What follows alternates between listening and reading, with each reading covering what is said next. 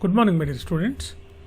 So ఇవాళ civil సర్వీసెస్కి and group 1కి ఏబిపిఎస్సి అండ్ టీజీపీఎస్సి గ్రూప్ 1కి మనకు మెయిన్గా ఒక జనరల్ ఎస్సే, ప్రజాస్వామ్యంలో మీడియా పాత్ర, the role of media in democracy. It's civic awareness essay. ఇది మనకి పాలిటీ పాయింట్ ఆఫ్ వ్యూలో, మనం సోషల్ ఇష్యూస్లో దేంట్లైనా మెయిన్గా ఇన్ పాలిటీ పాయింట్ ఆఫ్ వ్యూలో you can expect essay on this in this topic. ప్రజాస్వామ్యంలో మీడియా పాత్ర. సో ఒకప్పుడైనా ఎస్ఏ రాసేటప్పుడు ఏంటంటే మీరు ఫస్ట్ ఒక ఫ్రేమ్ వర్క్ చేసుకోవాలి. అసలు ఏంటి ఈ ఎస్ఏ ఏంటి, దీనికి ఇంట్రడక్షన్లో ఏం రాయాలి మనం, అదేవిధంగా మెయిన్ బాడీలో ఏం ఉండాలి, కంటెంట్, బాడీలో మళ్ళీ ఏం సబ్ టాపిక్స్ ఏం రావాలి. ఎప్పుడు కూడా ఎస్ఏ ఒక ఫ్లోలో వెళ్ళిపోవాలి. ఎస్ఏ మనం చదివినట్టు ఎగ్జామినర్ కనిపించకూడదు. మనం ఏదో బుక్ చదివి ఏదో బైహార్ట్ చేసి రాస్తున్నట్లుగా అనిపించకూడదు. మంచి కొటేషన్స్ తోటి, మంచి డేటాతోటి, మంచి బ్యాక్గ్రౌండ్ తోటి మీరు ఎస్ఏని స్టార్ట్ చేయొచ్చు. ఏదైనా ఒక ఇన్సిడెంట్తో కూడా స్టార్ట్ చేయొచ్చు. అంటే ఏదైనా ఒక ఎగ్జాంపుల్, కేస్ స్టడీ లాగా తీసుకుని దాన్ని కూడా ఎనలైజ్ చేసుకుంటూ కూడా మీరు ఎస్ఏ రాయొచ్చు. ఇలా రాస్తేనే మీకు సివిల్ సర్వీసెస్లోనూ గ్రూప్ 1లోనూ మంచి మార్క్స్ వస్తాయి ఎస్ఏ పేపర్లో. ఇది ఒక అనదర్ ఇంపార్టెంట్ పేపర్.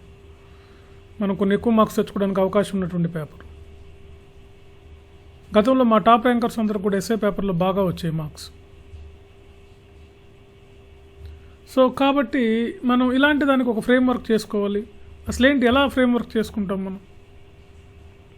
ఫస్ట్ అంటే ఇంట్రడక్షన్. మీరు ఇంట్రడక్షన్ అని ఒక ఫ్రేమ్ వర్క్ పెట్టుకోండి, ఇంట్రడక్షన్ లేదా పరిచయం అని. దాంట్లో ఏం రాయాలి, కనీసం ఇంట్రడక్షన్ మీకు ఒక పేజ్ ఉండాలి. ఎస్ఏలో ఒక పేజ్ ఉండేటట్టు చూసుకోండి. ఇంట్రడక్షన్లో మెయిన్ పాయింట్స్ ఏంటో కవర్ చేయండి. లేటెస్ట్ విషయాలు కవర్ చేయండి ఇంట్రడక్షన్లో. లేటెస్ట్ డేటా కానీ, లేకపోతే లేటెస్ట్ విషయాలు కానీ, రిలేటెడ్ విషయాలు, దీనికి రిలేటెడ్గా ఏం జరుగుతున్నాయో అలాంటి విషయాలను ఇందులో మీరు రాయాల్సి ఉంటుంది. నెక్స్ట్ మనం మెయిన్ బాడీలోకి వచ్చేసరికి మన ఫస్ట్ ఏంటంటే మనకు అసలు ఎందుకు ఇది ఇష్యూ అవుతుంది అంటే అసలు మీడియా పాత్ర ఏంటి, ప్రజాస్వామ్యంలో మీడియా పాత్ర ఏంటి, ఎందుకు మీడియా. రెండవది, మీడియా ఎదుర్కొంటున్నటువంటి సమస్యలు ఏంటి. మూడవది, ఈ సమస్యలు పరిష్కరించడం కోసం గవర్నమెంట్ ఏం మెజర్స్ తీసుకుంటుంది, గవర్నమెంట్ తీసుకున్నటువంటి చర్యలు మీడియాని నియంత్రించడానికి లేదా దాన్ని అభివృద్ధి చేయడానికైనా నియంత్రించడానికైనా. తర్వాత వే ఫార్వర్డ్స్, తీసుకోవాల్సిన చర్యలు ఏంటి, ముగింపు. సో ఇది మళ్ళా మీకు 1 నుంచి 2 పేజెస్ రాసుకోండి. ఇది 1 నుంచి 2 పేజెస్, 1 నుంచి 2 పేజెస్, 1 నుంచి 2 పేజెస్. ఇది ఒక హాఫ్ పేజీ రాసిన మీకు దగ్గరగా ఇది ఒక్కొక్క పేజీ రాసినాక 4 పేజీలు, 4.5 పేజీ, ఇంట్రడక్షన్ ఒక పేజీ, 5.5, 6 పేజీలు వస్తాయి. మనకు 7 నుంచి 8 పేజీల వరకు రాసుకోవచ్చు. మీరు రెండు రాసినా కానీ మీకు ఆ ఎస్ఏ వచ్చేస్తుంది. ఓకే, ఇప్పుడు దగ్గరగా మీకు ఒక 8 పేజెస్ వరకు ఇస్తామని వాళ్ళు చెప్పారు కాబట్టి 8 పేజెస్ వచ్చేటట్టుగా మీరు ఆన్సర్ ఉండాలి.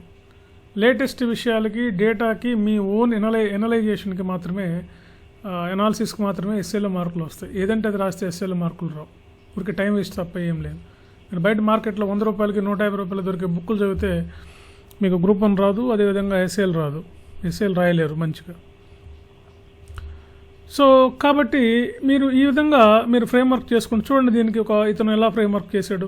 సో ప్రజెంట్ దీని మీద ఇంట్రడక్షన్లో ఇలా లేటెస్ట్గా జరిగిన సదస్సులు మీడియా కూడా మనం ఫర్ ఎగ్జాంపుల్ మీడియా చూడండి, మన దేశంలో దగ్గరగా మనకి 900కు పైగా గవర్నమెంట్ పర్మిషన్ ఇచ్చినటువంటి press council of India, government broadcast ministry వాళ్ళు పర్మిషన్ ఇచ్చినటువంటి టీవీ ఛానళ్ళు 900 పైగా ఉన్నాయి మన దేశంలో.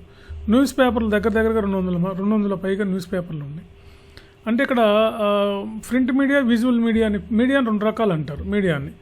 ఒకటేంటంటే ప్రింట్ మీడియా, రెండవది విజువల్ మీడియా.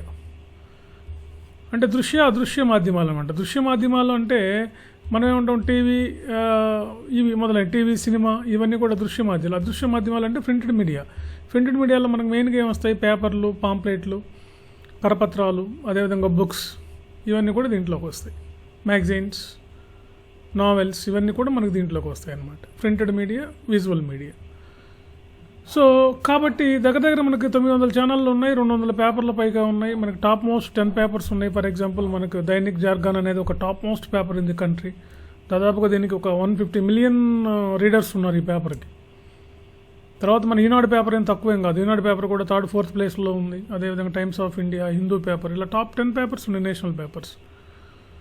సో కాకపోతే మీడియా వల్ల ఏంటంటే దీన్ని మనం ఏమంటున్నాం, 4th pillar of the democracy అంటున్నారు. 4th pillar of the democracy, ప్రజాస్వామ్యానికి ఇది 4వ స్తంభం లాంటిది అని, 4th ఎస్టేట్ అని కొంతమంది దీన్ని చెప్పడం జరిగింది. ఎక్కడైతే మీడియా నిజాయితీగా నిక్కచ్చిగా వ్యవహరిస్తుందో అక్కడ మనం ఆ దేశంలో సామాజిక ఆర్థిక అభివృద్ధి సాధిస్తారు.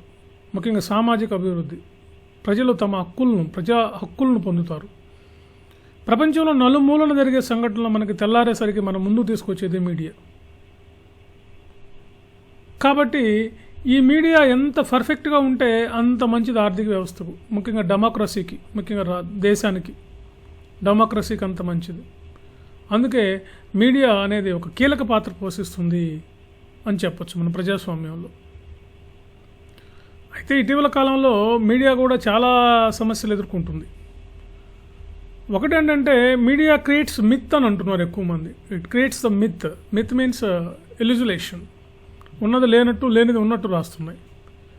పెయిడ్ ఆర్టికల్స్ రాస్తున్నాయి, డబ్బులు ఇచ్చి రాయించుకుంటున్నారని చెప్పి ఒక విమర్శ ఉంది. అదేవిధంగా అశ్లీల దృశ్యాలు, అశ్లీల చిత్రాలు ఎక్కువగా ముద్రిస్తుంటారు. ఫర్ ఎగ్జాంపుల్ మీరు ఫిలిం స్టార్స్ కానీ, క్రికెట్ స్టార్స్ కానీ, స్పోర్ట్స్ స్టార్స్ కానీ చూడండి. ముఖ్యంగా ఉమెన్కి సంబంధించిన ఫోటోలు అన్నీ కూడా మనకి చేస్తుంటారు. సినిమా వాళ్ళవి కూడా మనకి చాలా అశ్లీలంగా ఉండే ఫోటోలు. తర్వాత క్రైమ్ ఎక్కువగా ఓవర్ క్రైమ్ రాస్తున్నారని చెప్పి సర్వేలు చెప్తున్నాయి. ఓవర్ క్రైమ్ సీన్స్ అనమాట, ఓవర్ అనమాట అవి. ఎట్లా అంటే ఇక అది జుగుత్సాకరంగా ఉండే ఫోటోలు వేయటం, తర్వాత దాని గురించి ఇన్డెప్త్గా రాయటం, ఇలాంటివి చేస్తుంది. ఇటీవల కాలంలో ఎల్లో మీడియా ఎక్కువగా ఉందని చెప్తున్నారు. ఎల్లో మీడియా అంటే ఒక పేపరు ఏదైనా ఒక పార్టీని సమర్థించి రాయటం, ఆ రాజకీయ పార్టీకి లేదా ఆ ప్రభుత్వానికి అనుకూలంగా వ్యవహరించినట్లయితే తెలిసిందే. మన తెలుగు రాష్ట్రాల్లో ఏ పేపర్ ఏ ప్రభుత్వానికి అన్వయింపజేయచ్చో మీ అందరికీ తెలిసిన విషయమే. సో ఈ విధంగా మీ ఆన్సర్ని ఇలా మీరు రిలేటెడ్గా ఉన్న విషయాలతోటి డిస్కస్ చేసుకుంటూ చక్కగా రాయగలిగితే మీకు మంచి మార్క్స్ వస్తాయి గ్రూప్ 1లో. కాబట్టి ఫ్రెండ్స్, సో చూడండి, ఇట్లా ఇతను ఫ్రేమ్వర్క్ చూడండి. ప్రస్తుతం దీని పరిస్థితి ఎట్లా ఉంది ప్రజాస్వామ్యంలో, అదేవిధంగా కారణాలు ఏమున్నాయి, ఆర్థిక సామాజిక రాజకీయ అని పెట్టుకోండి. ప్రతిదానికి ఆర్థిక సామాజిక రాజకీయ, ప్రాంతీయ కారణాలు లేదా సాంస్కృతిక కారణాలు, ఇతర కారణాలు ఉంటాయి. తర్వాత దీని ప్రభావం ఎలా ఉంది, ఎలా ఉంటుంది, ప్రభుత్వం ఏం చర్యలు తీసుకుంటుంది, బ్రిటిష్ గవర్నమెంట్ ఏం తీసుకుంది, ఆఫ్టర్ ఇండిపెండెన్స్ ఏం తీసుకుంది, ప్రస్తుతం ప్రెస్ కౌన్సిల్ ఆఫ్ ఇండియా వాళ్ళు,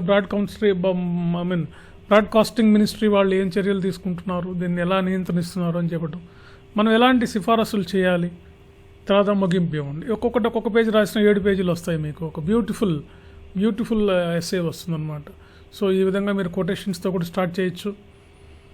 సో ప్రజా సమస్యల పరిష్కారంలో ప్రభుత్వం బాధ్యతతో పాటుగా మీడియా పాత్ర కూడా చాలా ముఖ్యమైనది. ఇది ఒక 2 కూడా జోడెద్దులు లాంటివి అని చెప్పి ది మెంట్ అనే పత్రిక ప్రకటించడం జరిగింది. సో ఈ విధంగా మీరు ఎస్సేని ఇలా అద్భుతంగా రాసుకుంటే చక్కగా మీకు రైటింగ్ కొంచెం బాగా పెట్టుకోండి. ఇది కొంచెం రైటింగ్ బాగలేదని చెప్పాలి పాపం. అది కూడా చూసుకోండి, కొంచెం అర్థమయ్యే విధంగా రాయండి. ఈయన ఇంగ్లీష్లా కలిపి రాశాడు, but not a issue. Writing మీద కూడా కాస్త దృష్టి పెట్టండి, పెడితే మీకు అద్భుతమైనటువంటి ఎస్సే వస్తుందన్నమాట.